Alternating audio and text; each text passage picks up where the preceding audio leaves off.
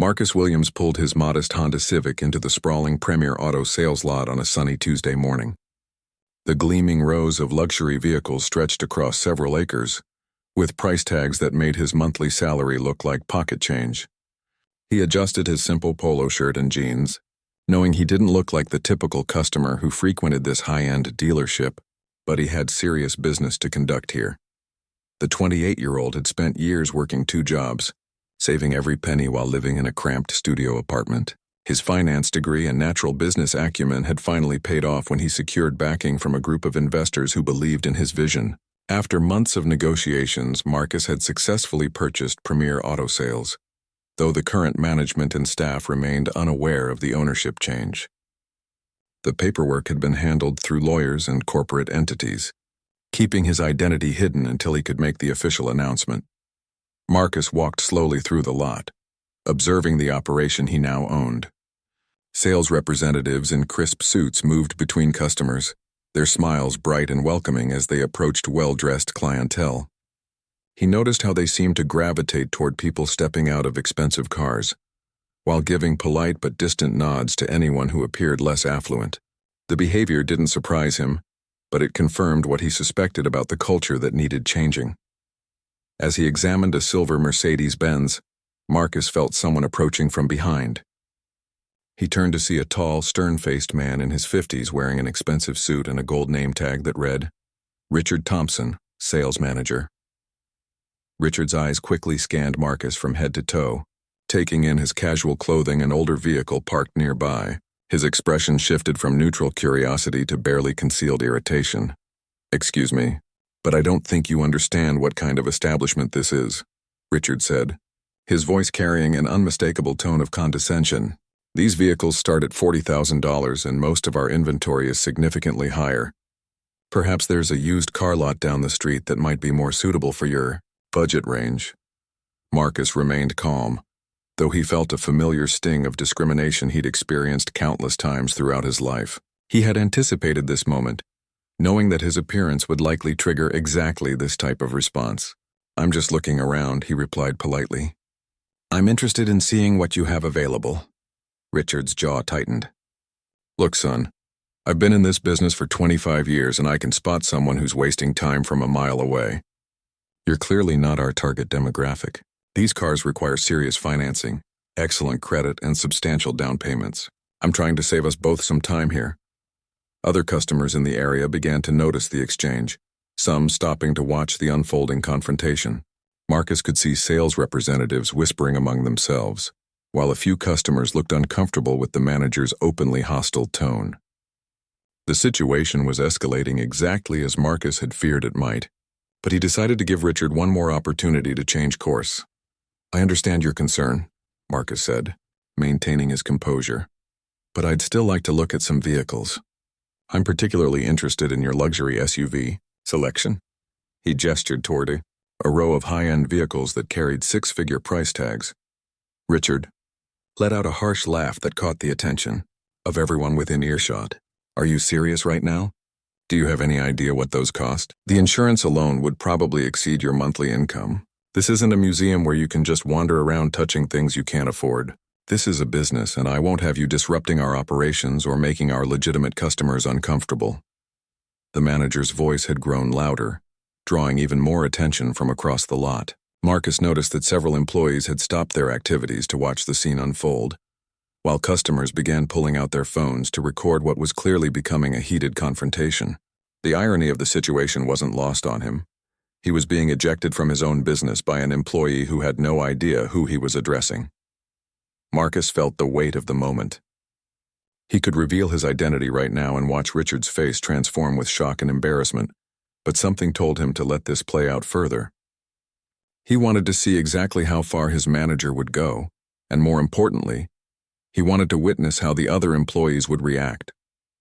This incident was providing him with invaluable insight into the culture and practices of the business he now owned. "I think there's been a misunderstanding," Marcus said quietly, his voice steady despite the growing crowd of onlookers. "I'm not here to cause any trouble. I simply want to look at some cars." Richard stepped closer, his face reddening with anger. "The only misunderstanding here is your failure to grasp that you don't belong in this establishment. I'm going to have to ask you to leave immediately, before I call security. This is private property, and I have every right to refuse service to anyone I choose. The tension on the car lot reached a breaking point as Richard Thompson's voice echoed across the pavement. Several customers had stopped their browsing entirely, forming a loose circle around the confrontation. Marcus could see smartphones recording from multiple angles, and he knew this incident would likely end up on social media within hours. Still, he remained remarkably calm, which seemed to infuriate Richard even more. "I'm asking you one final time to leave this property," Richard declared, his chest puffed out with authority. "If you refuse, I'll have no choice but to call the police and have you removed for trespassing. We run a respectable business here, and we don't tolerate people who can't respect our policies." A young saleswoman named Jennifer, who had been watching from across the lot, approached hesitantly. She was relatively new to the company and had always felt uncomfortable with some of Richard's more aggressive tactics.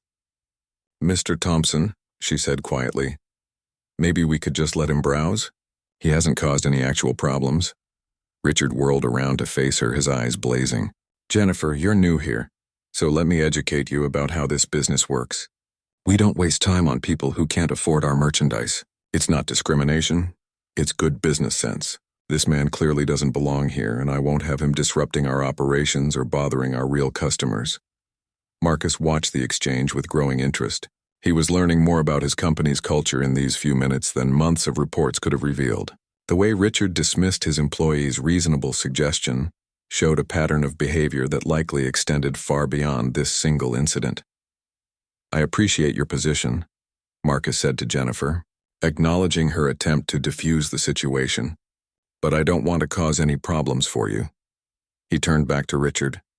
"I'll be happy to leave, but I'd like to speak with the owner about this experience." Richard's laugh was sharp and mocking. "The owner? You think the owner of Premier Auto Sales has time to deal with every person who wanders onto the lot? Let me save you some effort. The owner is a wealthy businessman who understands exactly what kind of clientele we serve. He'd completely support my decision here." Unknown to Richard, Marcus had been recording the entire interaction on his phone, discreetly capturing every word and gesture. He knew this footage would be crucial for the changes he planned to implement, but more importantly, it would serve as undeniable evidence of the discrimination that was occurring at his business. A well-dressed elderly gentleman who had been observing the scene stepped forward. "Excuse me, young man," he said, addressing Marcus directly. "I'm Harold Peterson. I've been a customer here for 15 years, and I have to say, this treatment is absolutely unacceptable." "Richard, I'm shocked by your behavior." Richard's demeanor shifted immediately when faced with a longtime customer.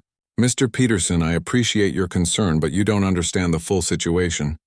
This individual has been disrupting our business operations, and I'm simply trying to maintain the professional atmosphere our customers expect." Harold shook his head firmly.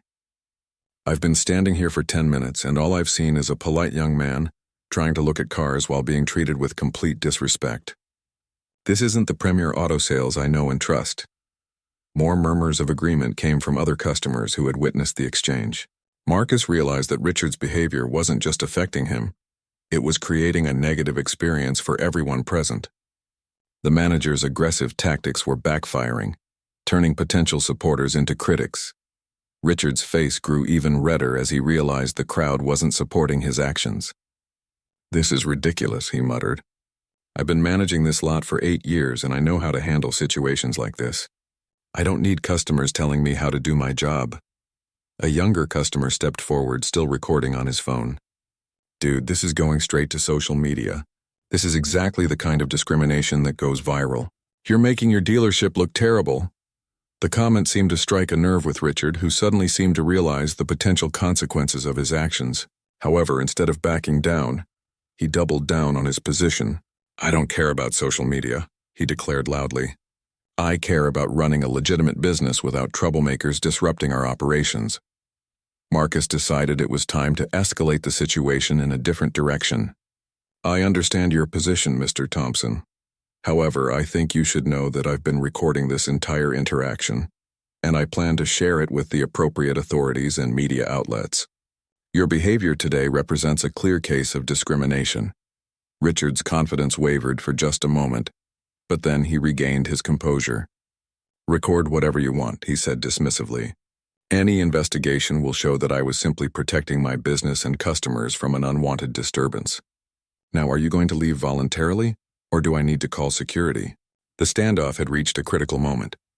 Marcus looked around at the crowd of witnesses, the recording phones, and the increasingly uncomfortable staff members. He knew that his next decision would shape not only this encounter, but potentially the entire future of the business he now owned. Marcus made a calculated decision to leave the lot temporarily, knowing that his departure would only be the beginning of a much larger reckoning. "I'll respect your request and leave your property," he said calmly, his voice carrying across the gathered crowd. "But I want everyone here to understand that this treatment was based solely on my appearance and assumptions about my financial status." Richard seemed relieved that his confrontational approach had apparently worked. "Finally, some common sense," he muttered, straightening his tie with satisfaction. "That's exactly what I was trying to accomplish from the beginning." As Marcus walked toward his Honda Civic, Harold Peterson called out to him. "Young man, would you mind if I had your contact information? I'd like to follow up on this situation with the dealership's corporate office." Several other customers echoed similar sentiments, clearly disturbed by what they had witnessed. "I appreciate your support," Marcus replied, handing Harold his business card. The older gentleman glanced at it briefly before tucking it into his wallet, not paying close attention to the details printed on it. "This kind of treatment shouldn't happen to anyone, regardless of how they look or what they drive." As Marcus drove away from the lot, he could see Richard in his rearview mirror, gesturing animatedly to his staff, probably explaining how he had successfully handled a difficult situation. Little did the manager know that he had just expelled the person who now held the power to determine his future employment. Within hours of leaving the dealership, Marcus was in his downtown office reviewing the recorded footage with his legal team and public relations advisors. The video clearly captured every moment of the discriminatory treatment, from Richard's initial condescending approach to his final demands for Marcus to leave the property. "This is textbook discrimination," his attorney, Sarah Chen, observed as she reviewed the recording. The manager made multiple statements that directly reference assumptions based on appearance and perceived economic status. Any court would recognize this as a violation of civil rights laws. Marcus nodded, but his mind was already moving beyond legal implications. "I'm less interested in lawsuits than I am in using this as a catalyst for real change," he said. "This incident has shown me exactly what kind of culture exists at the dealership, and it needs to be addressed immediately." His public relations advisor, David Martinez, was already strategizing the media approach. "We have several options here. We could release the video immediately and let it go viral, which would generate massive attention, or we could use it strategically as part of a larger story about your acquisition of the business and plans for transformation." Meanwhile, back at Premier Auto Sales, Richard was having lunch in his office, completely unaware of the storm that was brewing. He recounted the morning's events to his assistant manager, Tom Bradley, with obvious pride in how he had handled the situation. "You should have seen this guy," Richard laughed, leaning back in his chair. "He actually thought he could just walk onto our lot in his beat-up Honda and start looking at six-figure vehicles. I shut that down real quick. The last thing we need is people like that making our real customers uncomfortable." Tom shifted uncomfortably in his seat. He had witnessed the entire confrontation and felt increasingly uneasy about his boss's behavior. "Don't you think you might have been a little harsh? The guy seemed polite enough, and some of our customers looked pretty upset about how you treated him." Richard waved dismissively. "Tom, you've got to understand the big picture here. This business is about image and exclusivity. If we let every random person wander around our lot, it dilutes our brand value. Our wealthy customers expect a certain atmosphere, and part of my job is maintaining that standard." Unknown to Richard, his conversation was being overheard by Jennifer, the young saleswoman who had tried to intervene earlier. She had been growing increasingly uncomfortable with the discriminatory practices she had observed since starting at the dealership, and today's incident had pushed her to a breaking point. During her lunch break, Jennifer made a decision that would prove pivotal. She called the corporate headquarters number listed on the dealership's website, hoping to report the incident to someone in upper management. What she didn't realize was that her call would be directed to Marcus Williams's office. as he was now the owner of the company. Premier Auto Sales corporate office, Marcus answered, curious to see what kind of internal feedback he might receive about the morning's events. Hi, this is Jennifer Martinez from the sales floor, she said nervously. I need to report an incident that happened this morning involving our sales manager. A customer was treated very badly, and I'm concerned about potential legal and publicity issues for the company. Marcus listened intently as Jennifer recounted the entire incident from her perspective, providing details that his recording hadn't captured, including Richard's comments to other staff members and the reactions of long-term customers like Harold Peterson. I've been working here for 6 months, Jennifer continued, and I've seen this kind of behavior before, but never this blatant. Several customers were recording everything, and I'm worried this could become a major problem for the dealership's reputation. Thank you for calling this to our attention, Marcus replied, maintaining his professional tone. Your concerns are very valid, and I can assure you that this matter will be investigated thoroughly and addressed immediately. After ending the call, Marcus realized that Jennifer's report had provided him with crucial information about the broader patterns of discrimination at his dealership. This wasn't an isolated incident, but part of a systemic problem that required comprehensive intervention. The next morning, Marcus arrived at Premier Auto Sales in a different vehicle, a sleek black BMW that he had purchased from a competing dealership specifically for this moment. He wore an expensive tailored suit and carried himself with the confidence of someone who clearly belonged in this upscale environment. The transformation was complete, and he was curious to see how differently he would be treated. Richard Thompson was standing near the main entrance, greeting customers with his usual practiced smile when he spotted the BMW pulling into the lot. His demeanor immediately shifted to his most welcoming mode as he watched Marcus step out of the luxury vehicle. Good morning, sir, Richard called out enthusiastically, striding over with his hand extended. Welcome to Premier Auto Sales. I'm Richard Thompson, the sales manager here. What brings you to our establishment today? Marcus shook Richard's hand, maintaining a neutral expression. I'm interested in looking at some of your high-end inventory. I heard you have an excellent selection of luxury vehicles. Absolutely. Richard beamed, his entire body language radiating enthusiasm. You've come to the right place. We specialize in premium automobiles for discerning customers like yourself. What type of vehicle were you considering? Perhaps something in the luxury SUV category? The irony wasn't lost on Marcus as Richard enthusiastically guided him toward the exact same row of vehicles he had been forbidden from approaching just 24 hours earlier. The manager's tone was completely different now, respectful, attentive, and eager to please. These are some of our finest models, Richard explained, his voice filled with pride as they walked among the expensive SUVs. Each one comes with premium features and represents the pinnacle of automotive luxury. The starting price for this particular model is $95,000, but I think you'll find the value proposition is exceptional.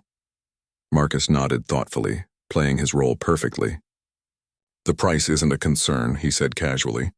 I'm more interested in the quality and service experience. I've heard mixed reviews about this dealership's customer service. Richard's smile faltered slightly, but he quickly recovered.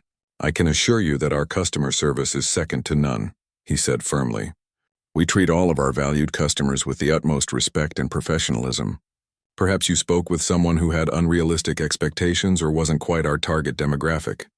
Interesting, Marcus replied, his tone remaining neutral. What exactly do you mean by target demographic? Richard suddenly looked uncomfortable, realizing he might have revealed too much. Well, you understand how it is in this business, he said, attempting to backtrack. We focus on customers who are serious about luxury purchases and can appreciate the quality we offer. Sometimes people come in who aren't really prepared for this level of investment. As they continued walking through the lot, Marcus noticed Jennifer observing from a distance. When she recognized him despite his transformed appearance, her eyes widened with shock and confusion. She had clearly put together the pieces and realized exactly who he was, though she couldn't yet understand the full implications of the situation. Tell me about yesterday, Marcus said suddenly, catching Richard off guard. I heard there was some kind of incident with a customer. How do you typically handle difficult situations? Richard's confidence returned as he launched into his version of events. Oh, that situation yesterday? Perfect example of what I was talking about. Some guy wandered onto the lot clearly looking to waste our time. I handled it professionally and efficiently, protecting both our business interests and the comfort of our legitimate customers. How could you tell he was wasting your time? Marcus asked, genuinely curious to hear Richard's justification. Experience, Richard replied with obvious pride. After 25 years in this business, you develop an eye for these things. The way someone dresses, the car they drive, their general demeanor, it all tells a story. This particular individual was clearly not equipped for the kind of investment our vehicles require. Marcus felt a mixture of anger and amazement at Richard's casual admission of discriminatory practices. The manager was essentially confessing to judging customers based solely on their appearance, and he was doing so with obvious pride in his decision-making abilities. What if you were wrong about someone? Marcus pressed. What if someone who didn't look wealthy actually had substantial resources? Richard chuckled dismissively. That rarely happens, he said confidently. And even if it did, someone who can't be bothered to dress appropriately or present themselves professionally probably isn't the kind of customer we want representing our brand. Image matters in this business. As they continued their walk, Marcus noticed that other staff members were beginning to recognize him from the previous day. He could see whispered conversations and pointing fingers as employees tried to make sense of his dramatically different treatment and appearance. Jennifer finally approached, her expression a mixture of confusion and concern. "Excuse me, Mr. Thompson," she said hesitantly, "but I think there might be something you should know about this gentleman." Richard turned toward her with obvious irritation. "Jennifer, I'm in the middle of working with a valued customer. Whatever it is can wait until later." "But sir," she persisted, "I think this might be important. This is the same person who was here yesterday, and I think you should know that—" "Jennifer," Richard snapped, his professional facade cracking. "I don't know what you think you're doing, but you're interrupting a potential sale. Please return to your duties immediately." Marcus watched the exchange with growing fascination. Even when presented with information that could have prevented his impending embarrassment, Richard's arrogance prevented him from listening to his own employee. Marcus decided it was time to end the charade. The contrast between his treatment yesterday and today had provided him with everything he needed to understand the depth of the problems at his dealership. He pulled out his phone and showed Richard the recorded video from the previous day. "I think you should watch this," Marcus said calmly, handing over the device. Richard took the phone with a confused expression, but as the video began playing, his face went through a series of dramatic changes. First confusion, then recognition, then dawning horror as he realized exactly what he was watching and who he was standing next to. This can't be," Richard stammered, his voice trailing off as the full weight of the situation began to sink in. "You're the same person from yesterday?" "That's correct," Marcus replied, his voice steady and professional. "Yesterday you judged me based on my appearance and the car I drove. Today you welcomed me enthusiastically because I looked the part you expected. The only difference was my clothing and vehicle." Richard's face had gone completely pale. He looked around desperately as if searching for an escape route or hoping this was all some kind of elaborate joke. I don't understand. Why would you come back like this? What do you want?" "What I want," Marcus said, his voice growing more authoritative, "is to understand why my business operates with such discriminatory practices." "Your business?" Richard repeated, clearly not comprehending what Marcus had just said. Marcus reached into his jacket and pulled out a folder containing official documents. "Richard Thompson, I'd like you to meet the new owner of Premier Auto Sales. My name is Marcus Williams, and as of last week, I own this dealership and every vehicle on this lot." The folder slipped from Richard's trembling hands, papers scattering across the pavement. Several customers and employees who had been watching the exchange moved closer, sensing that something significant was happening. "That's impossible," Richard whispered, his voice barely audible. "The owner is... we were told. This has to be some kind of mistake." "There's no mistake," Marcus replied firmly. "The purchase was completed through my legal representatives last Monday. I came here yesterday as part of my assessment of the business operations, and what I discovered was deeply troubling." Jennifer approached cautiously, her expression showing a mixture of vindication and concern for what was about to happen. "Mr. Williams," she said quietly, "I tried to call corporate yesterday after the incident. I spoke with someone who said the matter would be investigated immediately. That was me, Marcus replied, acknowledging her attempt to do the right thing. Your call provided valuable additional information about the patterns of behavior at this location. Harold Peterson, the longtime customer who had defended Marcus the previous day, had been browsing vehicles nearby and overheard the conversation. He walked over with obvious interest and satisfaction. Well, this is quite a development, he said, extending his hand to Marcus. I had a feeling there was more to you than met the eye yesterday. Richard remained frozen in place, his mind clearly racing as he tried to process the implications of his actions. Mr. Williams, he finally managed to say, I think there's been a terrible misunderstanding. Yesterday's situation was just, I was trying to protect the business interests. I never meant any disrespect. The disrespect was quite clear, Marcus replied. You made assumptions based solely on my appearance, treated me with contempt, and ultimately expelled me from my own property. Even worse, you did so with pride and conviction, explaining to others how this kind of discrimination was good business practice. Word was spreading quickly throughout the dealership that the owner was present and that something major was happening. Sales staff members began gathering at a respectful distance, their conversations hushed as they tried to understand the unfolding drama.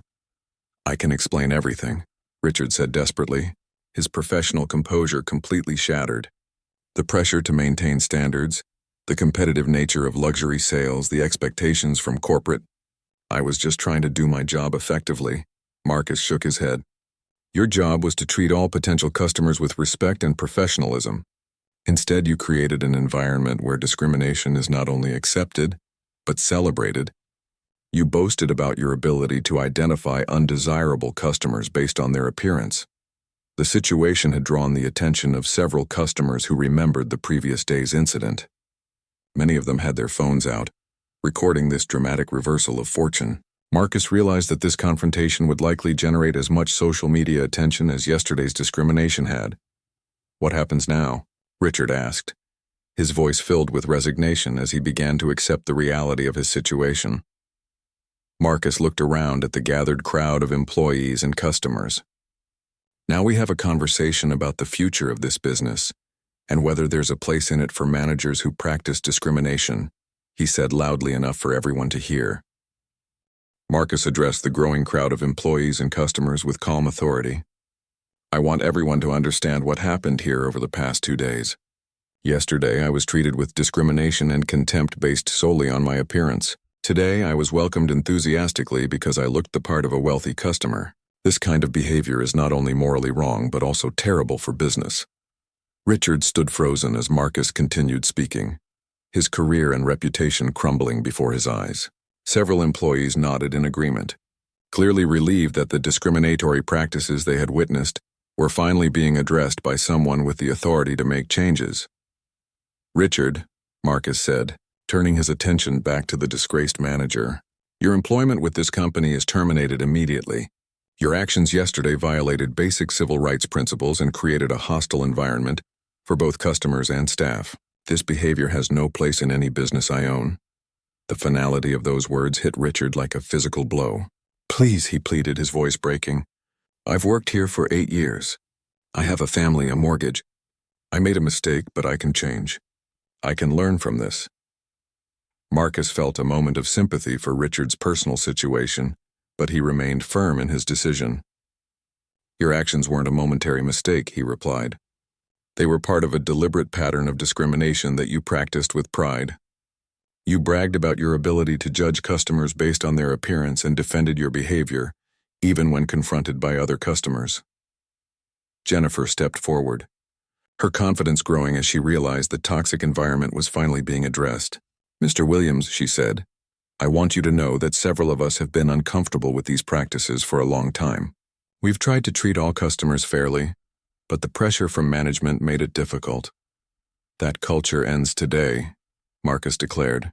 I'm implementing immediate changes to ensure that every customer who enters this dealership is treated with respect and professionalism, regardless of how they look or what they drive. Harold Peterson, who had remained to witness the resolution, approached Marcus with obvious admiration. Young man, I have to say, the way you've handled this situation shows remarkable character.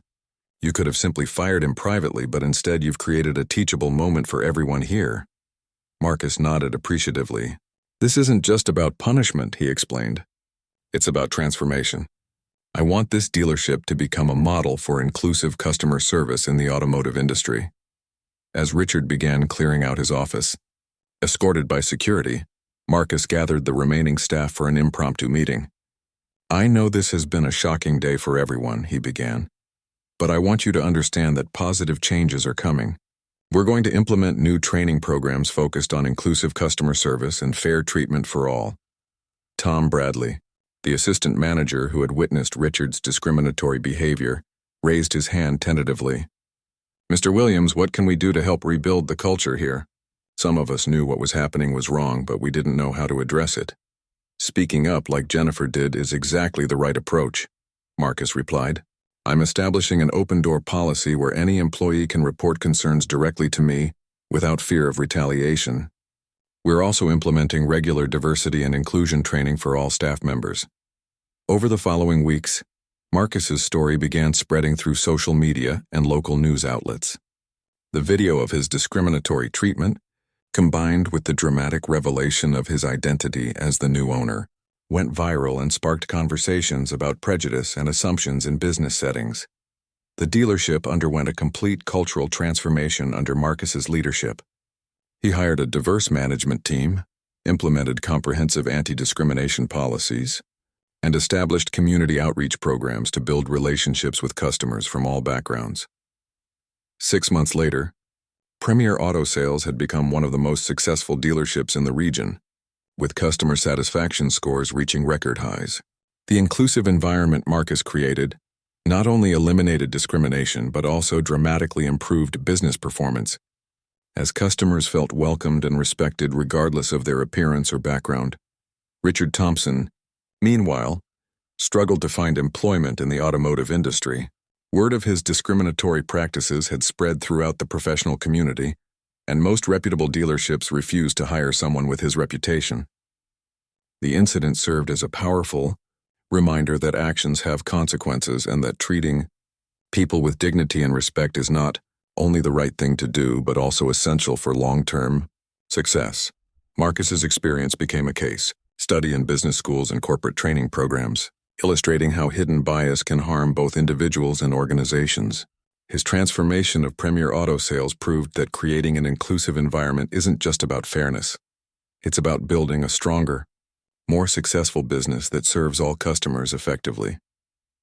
The young entrepreneur's story continued to inspire others facing discrimination, showing that persistence, dignity, and strategic thinking could overcome prejudice and create positive change. Marcus had turned a painful experience into a catalyst for transformation, proving that sometimes the best response to discrimination is not anger or revenge, but the commitment to build something better.